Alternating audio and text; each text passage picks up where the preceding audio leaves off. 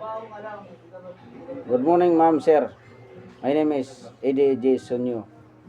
I am applying for the role of rigger stibidor.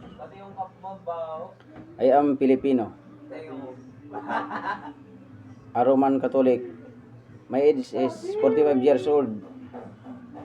I am a resident of Metro Manila. I am married and I have 3 children. My highest education was in high school in our province of Capiz, Philippines. I have a total of work 20 total of 21 years of work experience here in the Philippines. My first job was a repacking machine operator in a food manufacturing company. With 19 years of experience, next when I worked at a second company, I was rigger stevedore, actively working in the port for more than 2 years and 5 months, and this has been a long-standing dream of working in a European country. At MMT ICTSI specialty is a port terminal intended for receiving bulk and cargo foreign vessel, carrying various heavy equipment, trucks, and heavy metal for construction and infrastructure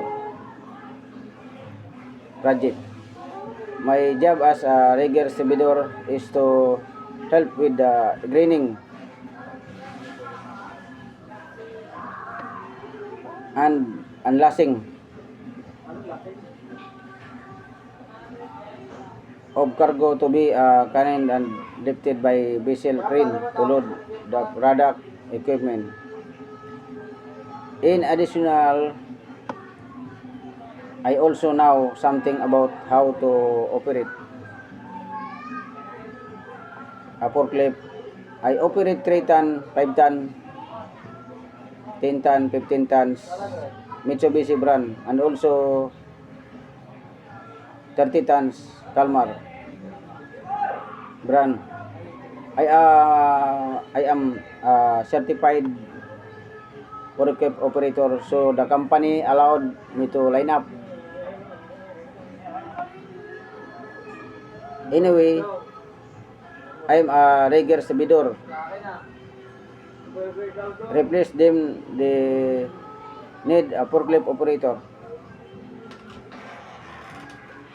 My previous job with the company has greatly benefited my expertise in application,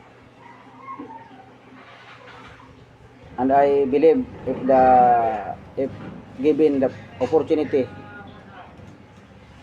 I can use my skill and I training to be benefit your business.